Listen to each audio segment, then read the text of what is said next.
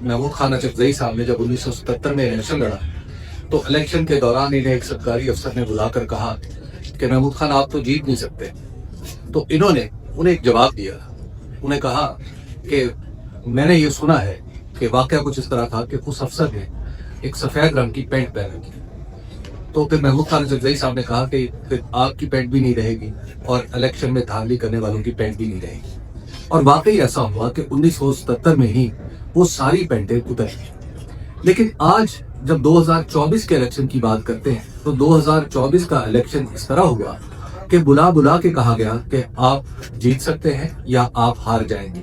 आप ये काम करें तो जीत जाएंगे, ये काम अगर आपने किया तो आपकी शिकस्त की वजह बन जाएगा। और फिर जैसे अभी अफरा खटक साहब ने कहा कि जेब से कागज निकले और बिलखुसूस पंजाब में और कराची में, तो ये सारी सूरत हाल हम सब ने अपनी आंखों से देखी। जब इलेक्शन हो रहा था 2024 का तो मैं करिया बकरिया घूमता हुआ, आवाज आ रही जी, मैं करिया बकरिया घूमता हुआ हैदराबाद गया और हैदराबाद में लोगों से जब मैंने बात की, सर्वे किया, तो वहां पर पाकिस्तान तहरीक इंसाफ से ताल्लुक रखने वाला उम्मीदवार मेरी तवक्को के बरखिलाफ जीत रहा था। जब मैंने टेलीविजन के ऊपर जिस टीवी के लिए मैं काम करता था उस टीवी पर मैंने ये रिजल्ट्स चलाए, अपने सर्वे के उन्हें बताया कि हैदराबाद में भी पाकिस्तान तहरीक इंसाफ का फला कैंडिडेट जीत जाएगा और उसको इतनी सबकत हासिल है अपने मुखालिफ पर। उसके बाद मैं कराची चला गया। जब मैं कराची में काम कर रहा था तो कराची में भी सूरत हाल इसी तरह की। तो फिर मुझे एक फोन आया जिसमें मुझे कहा गया कि तुम बकवास कर रहे हो, हैदराबाद में तो ऐसी सूरत हाल नहीं। मैंने कहा जी बिल्कुल नहीं होगी, मैं कोई इलेक्शन कमीशन नहीं हूँ, मैं तो एक सर्वे करने वाला गरीब सहाफी हूँ जो आपको सूरत हाल बता रहा है और ये मुकम्मल गलत हो सकती है। हाँ, अगर आप उसको गलत साबित करना चाहते हैं तो डेटा आप उसी तरह का इकट्ठा कर लीजिए। उसके बाद फिर जिस टीवी के लिए मैं काम करता था उस टीवी पर दबाव पड़ा कि जनाब तुम इसको निकालो।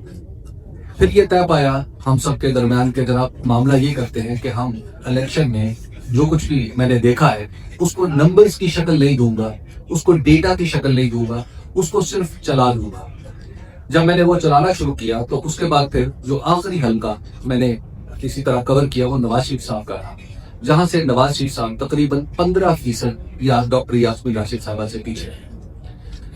जब इलेक्शन कंक्लूड हुआ तो ये वो सर्वे था जो शायद पाकिस्तान की तारीख का सबसे बड़ा था कि जिसमें 36,000 लोगों से हमने बराह रास्त बात की और चित्राल से लेकर कराची तक। इतना बड़ा सर्वे महज रिकॉर्ड के लिए अर्ज कर रहा हूँ कि सदारती इलेक्शन में, अमेरिका के सदारती इलेक्शन में भी नहीं होता जितना बड़ा पाकिस्तान के अंदर ये सर्वे हमने कंडक्ट किया। दुनिया भर में इलेक्शन सर्वे अगर कोई भी एक ऐसा आदमी जिसने जिंदगी में कभी सर्वे ना किया हो और उसे सर्वे का पता ना हो तो स्टेटिस्टिक्स ये बताती है कि उसके सर्वे में गलती की गुंजाइश 5% से ज्यादा नहीं हो सकती। और अगर बहुत ही आदमी जो माहिर हो अपने काम का तो वो 3% प्लस माइनस की गलती के साथ दुरुस्त नताइज पर पहुंचता है।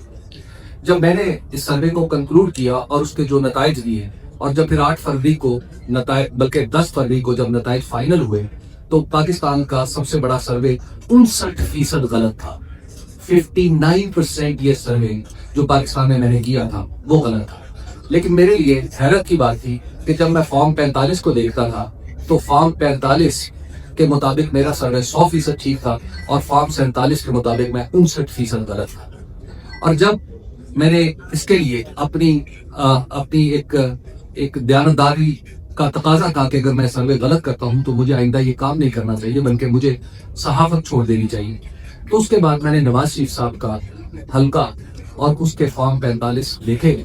उन फॉर्म 45 में मुश्ते नमूना खरवार ये है कि एक जगह पे 2200 वोट थे उनके हल्के में, एक पोलिंग स्टेशन पे, और उन 2200 वोटों में से 2164 लोगों ने वोट डाले थे।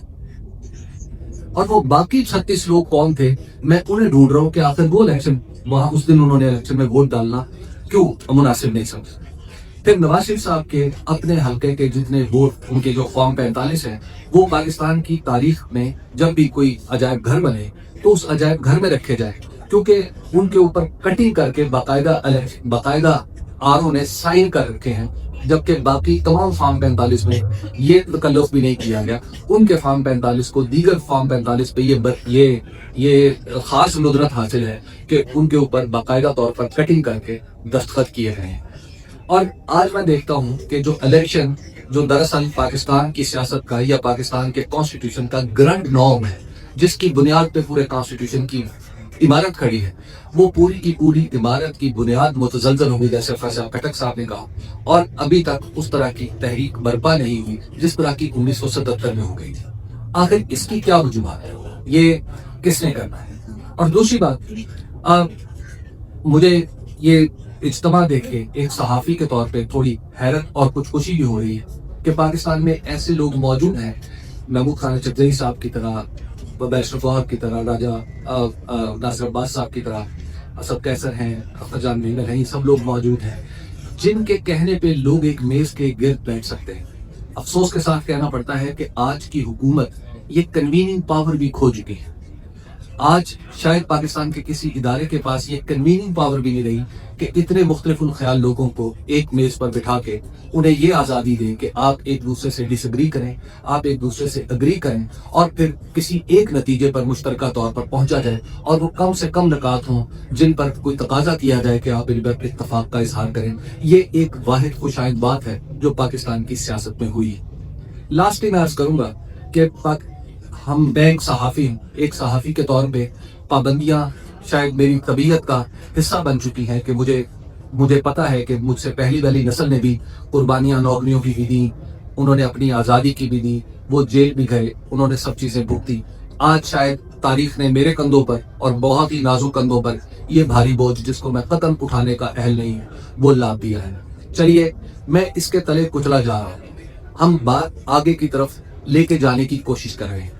لیکن آپ سب لوگ جو سیاست سے تعلق رکھتے ہیں، میں آپ کو خدمت میں یہ عرض کرنا چاہتا ہوں کہ سیاست دراصل وہ پانی ہے جو عدالت، صحافت اور معیشت کے کھیت کو سیراب کرتا ہے.